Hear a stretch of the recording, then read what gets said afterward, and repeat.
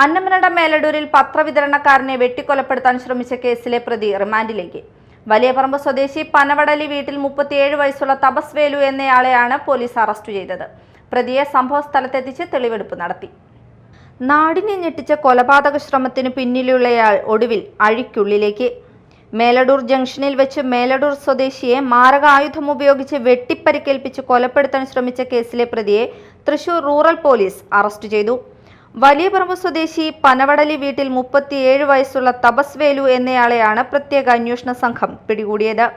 കഴിഞ്ഞ ജനുവരി 24-ന് പുലർച്ചെ 3 മണിയോടെയായിരുന്നു സംഭവം. മേലടൂർ സ്വദേശി പ്ലാശ്ശേരി വീട്ടിൽ വർഗീസിനെയാണ് പ്രതി വാക്കത്തി പോലുള്ള മാരകായുധം ഉപയോഗിച്ച് ആക്രമിച്ചത്.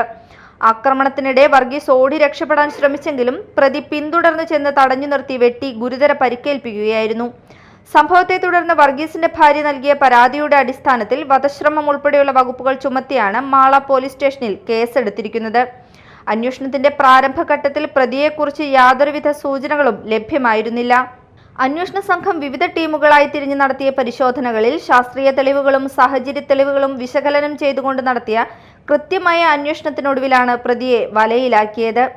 നടപടിക്രമങ്ങൾക്ക് ശേഷം പ്രതിയെ സംഭവ സ്ഥലത്തെത്തിച്ചു തെളിവെടുപ്പ് നടത്തി. തപസ് വേലു മാള പോലീസ് സ്റ്റേഷൻ പരിധിയിലെ ഒരു അടിപിടി കേസിലെ പ്രതിയാണ്.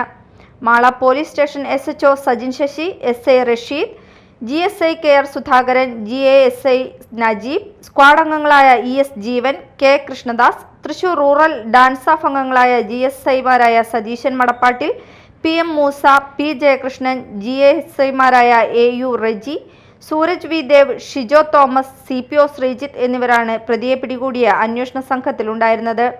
Media time, Mala.